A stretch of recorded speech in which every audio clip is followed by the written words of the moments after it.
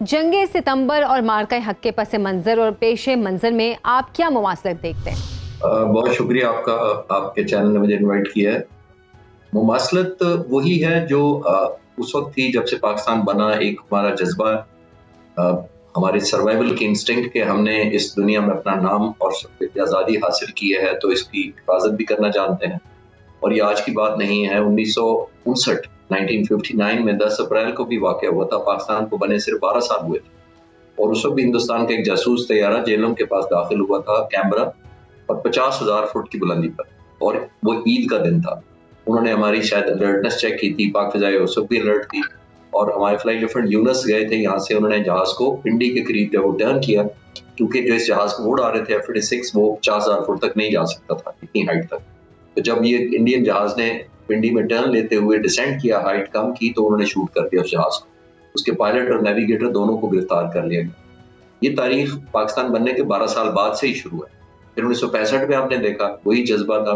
पाकिस्तान की ज़ाहिर मुसल्लह अफ़वाज, खासतौर पाक फ़िज़ाइया का आपने जज्बा देखा है, और जज्बे के अलावा क्वालिटी ऑफ ट्रेनिंग पाक फ़िज़ाइया का बहुत बड़ा एक अल्हम्दुलिल्लाह एसेट रहा है। और मोस्ट इम्पोर्टेंट टेक्नोलॉजिकल हम जो एडवांटेज लेते हैं दुश्मन के ऊपर, बहुत बड़ी एक प्लस पॉइंट है। यही 3 चीज़ें आज भी कार फरमा थी। मई के महीने में भी एक जज्बा था शहादत का, मुल्क के लिए दिफा करने का, दूसरा ट्रेनिंग की क्वालिटी, और तीसरा जैसे मैंने कहा टेक्नोलॉजी में हमारा एज हिंदुस्तान से होना, और वो कंटिन्यू है अल्हम्दुलिल्लाह। अच्छा सर, मार्का हक में पाकिस्तानी अफवाज के 100% एक्यूरेसी के साथ मिसाइल हमलों पर दुनिया ने पाकिस्तान को जंगी महारत का उस्ताद मान लिया है। क्या इसकी वजह हम ये कह सकते हैं कि गुज़श्ता कई सालों से पाकिस्तानी फौज हालत जंग में है और मुसलसल सीखने का अमल भी जारी है? देखिए, ये ट्रेनिंग होती है जो आप पीस टाइम में करते हैं, जो near real like war like scenario build करते हैं, अपनी ट्रेनिंग करते हैं। जितनी आप नियर रियलिस्टिक एनवायरनमेंट में ट्रेनिंग करेंगे, जितना ज़्यादा स्किल डेवलप करेंगे, चाहे वो पायलट हो, आपके लैंड ट्रूप्स हों या सिपहरिया में लोग हों, जितनी ज़्यादा अमन के ज़माने में आप प्रैक्टिस करेंगे, और जैसे मैंने कहा वॉर लाइक सिनेरियो डेवलप करेंगे, उतना ज़्यादा परफेक्शन आपकी महारत हासिल होगी। और सबसे ज़्यादा जैसे मैंने कहा कि इंटीग्रेट करें। पाक फ़िज़ाइया ने खास तौर पर आपने देखा था कि बहुत ज़्यादा डोमेन, मल्टी डोमेन में जिसको हम कहते थे जंग लड़ी है, जिसके अंदर ज़मीनी जो हमारी फोर्सेस थी, ये डिफेंस वेपन्स थे, वो इंटीग्रेटेड थे, रेडार ज़मीन से इंटीग्रेटेड थे, हवा में जहाज जो थे वो एक टीम की तरह काम कर रहे थे, सैटेलाइट से हमें इनपुट मिल रही थी, साइबर कमांड एक्शन में थी, और एयरबोर्न अर्ली वार्निंग और जैमर्स वो भी अपना काम कर रहे थे हवा में। तो ये सारा जब एक टीम वर्क काम करती है, जैसे मैंने कहा कि आप ऐसे वक्त पर प्रैक्टिस करते हैं जब जंग का ज़माना नहीं होता। आप हिंदुस्तान से कंपेयर करें, उनके चीफ ऑफ डिफेंस स्टाफ ने क्या कहा था 7 तारीख को जब उनके 7 जहाज मारे गए थे, कि हमारे टैक्टिक्स में फॉल्ट था, तो हमने ग्राउंड कर दी एयरफोर्स और इम्प्रूव किए टैक्टिक्स। तो इम्प्रूव जंग में जिसकी 1000 फाइटर जहाज हो और 90 बिलियन बजट हो उसका, वो टैक्टिक्स इम्प्रूव नहीं करने चाहिए उनको। और पाकिस्तान एयरफोर्स जैसी एयरफोर्स को आप चैलेंज कर रहे हैं, यानी ऑफेंस लॉन्च कर रहे हैं, और आप हमारे साथ जंग शुरू करके अपने टैक्टिक्स इम्प्रूव करना चाहते हैं। और एयरफोर्स ग्राउंड कर दी उन्होंने, और एयरफोर्स ग्राउंड सिर्फ 10 तारीख तक नहीं की, उन्होंने 18 तारीख तक कोई फ्लाइंग नहीं की उनकी एयरफोर्स ने। ऑलमोस्ट 11-12 दिन तक उनकी एयरफोर्स ग्राउंडेड थी। तो ये एक प्राइड की भी बात है, और ये पाक फ़िज़ाइया की ट्रेनिंग और अपने इन्हिसार शो करती है, अपने पायलट्स, इंजीनियर, टेक्नीशियन, एयरमैन, हर उस बंदे पर जो कंट्रीब्यूट कर रहा था उस जंग। अच्छा, पाकिस्तान चीनी असलहे का सबसे बड़ा खरीदार है। पाक फौज ने हालिया मार्का हक में निहायत महारत से चीनी हथियारों का इस्तेमाल किया, जिसने पाकिस्तान को चीनी हथियारोरों की गारंटियर की शनाख्त भी दी है। चीन पाकिस्तान के इस किरदार को कैसे देखता है? देखिए, चीन के साथ हमारी दोस्ती बहुत पुरानी है। ये जब 1965 की जंग के बाद हमारे स्पेयर पार्ट्स और असला की सप्लाई अमेरिका ने बंद कर दी थी, हालांकि हम इनके नेटो पार्टनर भी थे, और सब कुछ आई एम सॉरी सेंटो के पार्टनर भी थे, और उस कोलैबोरेशन के साथ होते हुए भी हमारे स्पेयर पार्ट्स पर पाबंदी लग गई। फिर 71 की जंग में भी यही हुआ कि हमारे पास पाबंदी लगा दी गई पाकिस्तान, और एयरफोर्स पर खासतौर पर ज्यादा हिट इसलिए हुआ था कि हम F-86 जहाज उड़ा रहे थे। F-86 के अलावा हमारे पास F-104 थे जो अमेरिकन रीजन के, तो बॉम्बर B-57 भी अमेरिकन रीजन के थे। तो सारे बड़ा फ्लीट जो हमारा था, इंक्लूडिंग इवन ट्रांसपोर्ट C-130 भी, वो अमेरिकन रीजन के थे।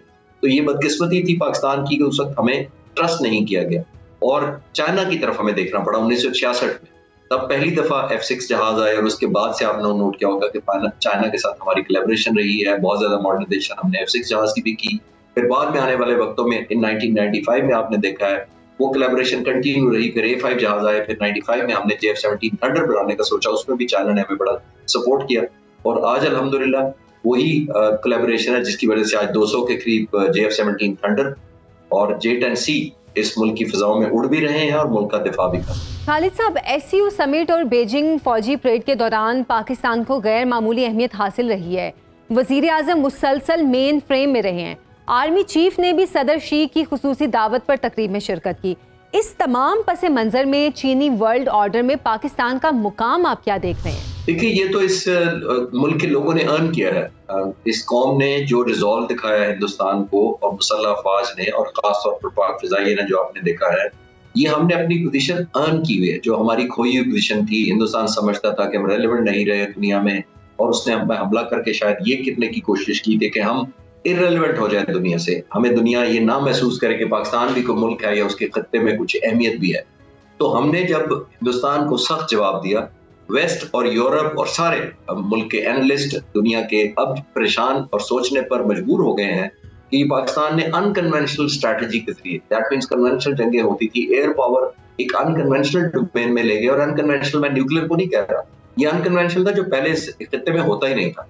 चीन ने भी देखा कि ये पाकिस्तान ने उन्हीं के फाइटर जहाज को इस जबरदस्त तरीके से एम्प्लॉय किया है कि खुद हैरान है चाइनीज कि हमने ये जहाज इस तरीके से एम्प्लॉय करना और इतना इफेक्टिव कि राफेल जैसे जहाज को जो ऑलमोस्ट 130-40 मिलियन का जहाज है उसको तबाह करना, और 9 बिलियन का ये प्रोजेक्ट था, उसको आप नोट करें कि बिल्कुल जिसको कहते हैं इनइफेक्टिव साबित कर दिया।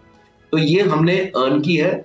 और ये जो जंग भी बंद करवाई थी, वो अक्सर मैं लोगों को बताता हूँ कि ये अमेरिकन प्रेसिडेंट ने फैसिलिटेट किया था। जंग हमने बंद कराई थी। अगर खुदा ना खास्ता हमारी पोजीशन डिफेंसिव होती या हिंदुस्तान हमें मार रहा होता तो हमें किसी ने छुड़ाने नहीं आना था और जंग बंद नहीं करानी। तो ये हमारी अपनी परफॉर्मेंस है, लोगों की है, मुसल्लह अफवाज की है, और खासतौर पर जैसे मैंने कहा बात। अच्छा सर, चीन ने पहली बार अपनी फौजी सलाहियतों का खुलकर इजहार किया है और एक ही वक्त में चीनी वर्ल्ड ऑर्डर का ऐलान और चीनी फौजी ताकत का इजहार भी किया।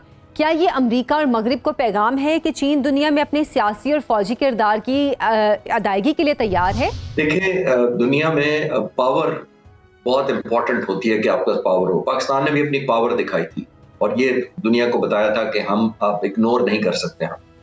चाइना ने भी over a period of time economically बड़ी तरक्की की है, मिलिट्री ग्राउंड में भी बड़ी तरक्की की है। लेकिन अमेरिका शायद ये समझता है कि सोवियत यूनियन के टूटने के बाद वो सोल सुपर पावर है, और जैसे वो अंग्रेजी में कहते हैं कि either you are with us or against अस, यानी कि आप हमारे साथ हैं या हमारे मुखालिफ हैं।